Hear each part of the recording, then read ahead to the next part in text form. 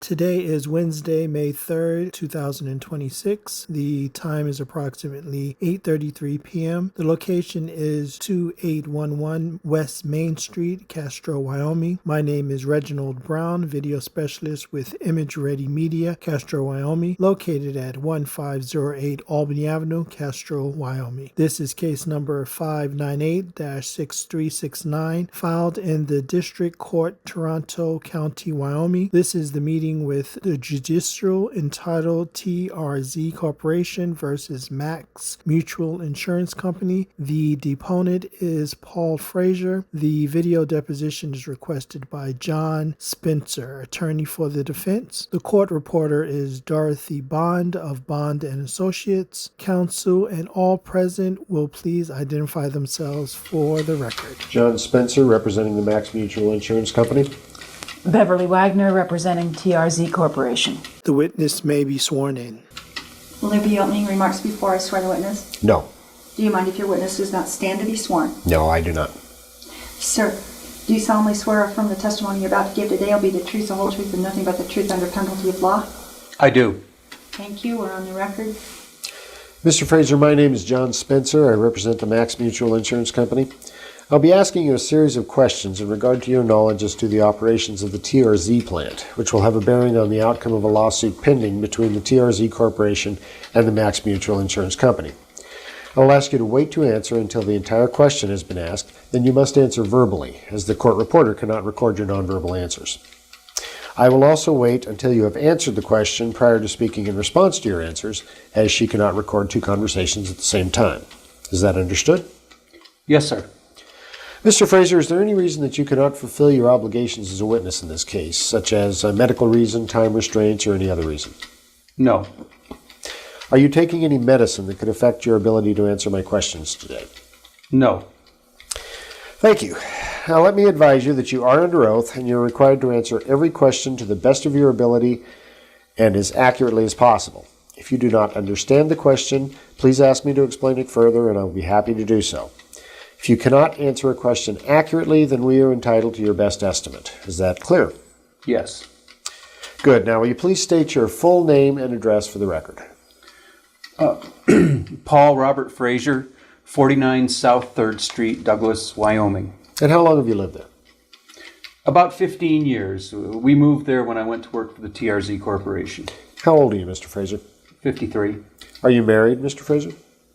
Yes, to the same woman for 27 years. Do you have any children? Objection, irrelevant. You may answer, Mr. Fraser.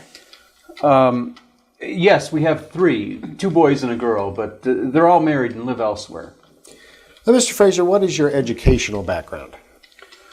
I graduated from high school in Boston and went to RPI. I got a BS in geophysics in 1975. Since then, I took several postgraduate courses and received my master's from the University of Wyoming 5 years later. And when did you join the TRZ Corporation? I believe it was in the fall of 1990. What was your position at that time? I was a project engineer. What was your position when you left TRZ? I was chief engineer and head of the engineering department. What year was that? 2004. How long had you been in that position? For about the last 5 years of my employment. In that position, Mr. Fraser, were you responsible for the proper treatment and disposal of the waste material that came from the manufacturing process? No, I drew up the specifications for the treatment, but I was not responsible for the procedures. Who would have been responsible for the final disposition of the waste? That would have been the head of the waste management department. And who would have been responsible to see to it that the head of that department was properly following your waste treatment procedure? I assume that would have been the plant's general manager. Do you know who that might have been? No, there were several different employees that held that position over the years. Does the name of Jack Peterson ring a bell? Yes, I do believe he held that position at some point in time. I'd like to request that we go off the record at this time so that I may take this phone call. Go right ahead. We'll take a short break this time. We're going off the record. The time's approximately 8:38 p.m. We are back on the record. The time is approximately 8:41 p.m. Okay. Mr. Fraser, do you consider yourself as an expert in your field? Objection. Mr. Frazier's not here as an expert witness. He's a previous employee who's been called on to testify as to his knowledge of the subject of this lawsuit and nothing more. Mr. Fraser, please answer the question. Well, I don't work in that field anymore, so no, I would not consider myself to be an expert. Well, then, Mr. Fraser, you would have considered yourself an expert at the time of your employment. Isn't that right, Mr. Fraser? Objection. Leading. Well, let's look at this a different way, Mr. Fraser. Have you discussed this case with anyone, and do you have any idea as to what this case is all about?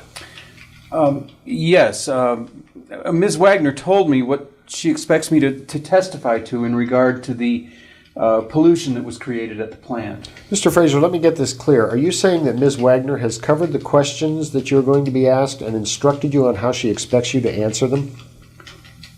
Well, yes, she told me that there was a multi-million-dollar cleanup pending against the plant, and it was depending upon how I answered the questions at this deposition. Because of what Ms. Wagner has told you about this case, do you feel that you have to protect the company by the way you answer my questions? Objection. Mr. Spencer, I object to that whole line of questioning. I'd like to go off the record and have a conference with my client. Yeah, I don't think so, Ms. Wagner. It looks to me like there's already been too much conversation between you and the witness. I think the judge in this case will be very interested in finding out just what you've briefed Mr. Fraser on and how much you've been coaching him on this case. As a matter of fact, I want to ask Mr. Fraser right now about your previous conversations. Mr. Fraser, just what has Ms. Wagner told you regarding this case? Mr. Fraser, I don't want you to answer that. I'm bringing this deposition to a close right now, and I'm again asking that we go off the record so that I can call the judge and ask him to rule in this matter. Let me make this very clear, Ms. Wagner. You will be responsible for all future costs in regard to the taking of testimony of this witness, and may I forewarn you that if you continue to coach the witness, it will be treated very seriously as a possible obstruction of justice. And if so, we intend to pursue it to the fullest extent of the law. Do you understand that? Yes, Mr. Spencer, and I don't need you to teach me the law. We'll let the judge determine just who's right and wrong in this line of questioning. Under those circumstances, I agree that we will adjourn the deposition and go off the record at this time. We will reconvene after the judge has an opportunity to rule on the validity of my line of questioning. You may be assured, Ms. Wagner, that we intend to continue questioning Mr. Fraser until he has an opportunity to answer all our questions in this matter. We're now going off the record. Having heard the approval of both attorneys who are now going off the record at this time, this concludes tape 1, volume number 1 of the videotaped deposition of Paul Fraser. Today's original testimony will remain in the custody of the District of Toronto County, Wyoming. The time is approximately 8:44. We are now off the record.